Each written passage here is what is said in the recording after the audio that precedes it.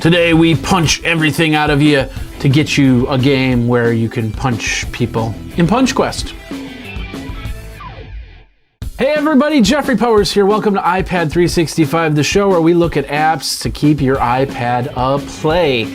And of course, you know, it's been a couple weeks since we had the iPad mini come out, and of course the 4th generation iPad, and I'm still debating whether I'm going to actually upgrade to the 4th generation iPad or stick with my 3rd generation iPad here. But I want to find out. Did you go out and get a 4th generation iPad? Did you get a mini? I talked to this woman who actually showed up in the coffee shop with a mini, and she really liked it. She wasn't looking for anything that was super fast or anything like that, just something she could put into her pocket and go, and that's basically what she did. So I was a little bit impressed and a little bit intrigued as to how she was using her iPad mini. And so I'm posing this out to you. What do you use your iPad mini for if you have an iPad mini? Is it working for you the way that you're expecting it to? Let me know. You can Twitter me over at iPad365. Of course, iPad365show@gmail.com is the email address. You can email me there. And of course, you can also Twitter me at Geekazine over at geekazine.com. All right, today it is Friday, so we're going to play a game because we love to play games on Friday. And this one, you know, last week we talked about Fix-It Felix, which was the game for Wreck-It Ralph. And if you want to see it, you check out the video. It's over on YouTube. It's over on geekazine.com as well. But there was another 8-bit game that I was really getting into. It was called Punch Quest. And it takes me back to the NES gaming systems where you were running around and we were playing games like this. And it was pretty cool. So anyway, Punch Quest, here's what it's all about. You're in a cave, and all you're doing is punching. You have your left thumb and you have your right thumb. Left thumb will jump, uppercut, and left thumb will give you a punch. And of course, you do multiple punches to get all the bad guys going. You go forward. You don't go backwards. You don't go anywhere else. You just keep going forward, and you keep punching, and you keep punching away. Bigger, badder enemies are coming. I'll be coming through. Like there's a bat. There's a skeleton. There's a second level skeleton. And then of course they give you gifts as well, which you then have to punch out. The levels do change around, so it's not like you're going forward. Like for instance right here, we can go up and we could go forward, or we could go up to the next level, which I am doing. As you can see, I got fiery fists, whatever that means, where I'm getting different, and here comes a bad guy. Oh, and I died. Cyberclops. Now the cool thing about this game is it doesn't seem to have any type of pattern to it. So if I replay this game, it's going to have the bad guys are going to be in completely different places, and I'm not going to come up against Cyberclops. I'm probably going to come up against a fiery skull. If I don't come up against a fiery skull, I have to go even further to get to the big bad guy. So pretty interesting game. I've been having a lot of fun with it. Of course, you gain coins and you gain items as you're going through. You want to watch your heart area, which is up on the upper left hand corner, and make sure that you don't hurt yourself. See, here's one where you can collect these little coins with the whatever's in these sacks. So, and of course, you can keep going. We can keep going and keep going and keep going. But you know, it's a lot of fun. Once again, the name of the game is called Punch Quest. You can punch yourself through the quests and get yourself a bunch of gold, or just have a little bit of fun. It's in the App Store, absolutely free.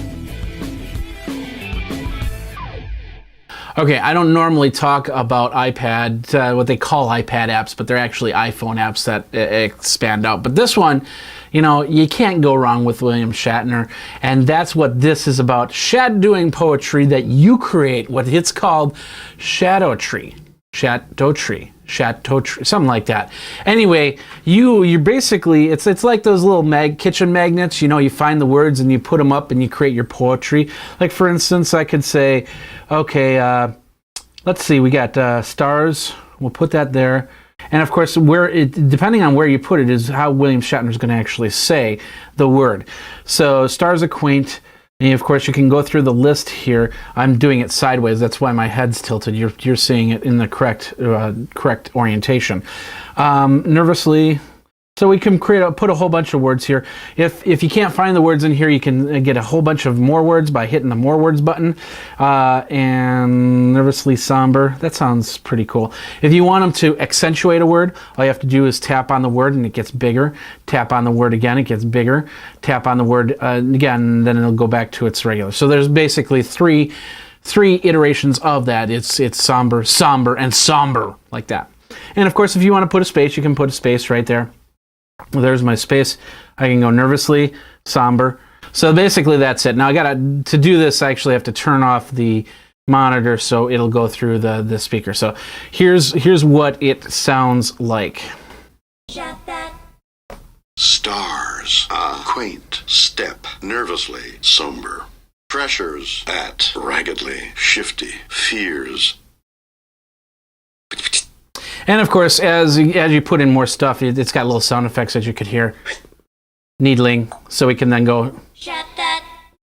and that's how that goes. So you can have a lot of fun with it. You put up some words, and then you let Shatner take the helm and say those words, just like in Golden Throats, just like in Days of Yore when Shatner was doing poetry and stuff like that. It's called Shatoetry. It's not free. It's actually $2.99, and there is no iPad version, so I highly recommend, I highly suggest the company that actually puts together this application, please put together an iPad version, because then you'll have more space, more room. You'll be able to really use the big Retina display, and then of course, I don't have to tilt my head to the side to see what's going on. And of course, that's this episode of iPad 365. What do you think? Did you like the apps? Did you like the punching apps, or what about the Shatoetry? I had a lot of fun with it. We found the word horses, and for some reason I just decided to do horses, so William Shatner just kept saying horses, horses, horses, horses, horses, horses, horses. And then Jennifer, my girlfriend, she just added something at the end and just made it completely hilarious. I don't know, there's no way to save it, but you can share with friends your Shatoetry. Not William Shatner actually speaking it, but the actual page itself, which is pretty cool. All right, what apps do you use out there? Let me know. You can Twitter me over at iPad365. Of course, iPad365show@gmail.com is the email address. Like I said, on Monday, we are going to switch some gears and do some things different, and I'm just going to do some disco stuff like this. No, what we're going to do is we're going to show you GoToMeeting. I talked about it. I use it. And of course, now that there's an iPad app that you can create meetings from the iPad app, we're going to show you how to do that. And then we're going to join a meeting and then and go from there. We're going to do that on Monday when it will be another episode of iPad 365. My name is Jeffrey Powers. Thanks a lot for watching. You guys have a great weekend, because there's going to be no political ads on TV. And we will see you on Monday when it will be another episode of iPad 365. You guys geek out.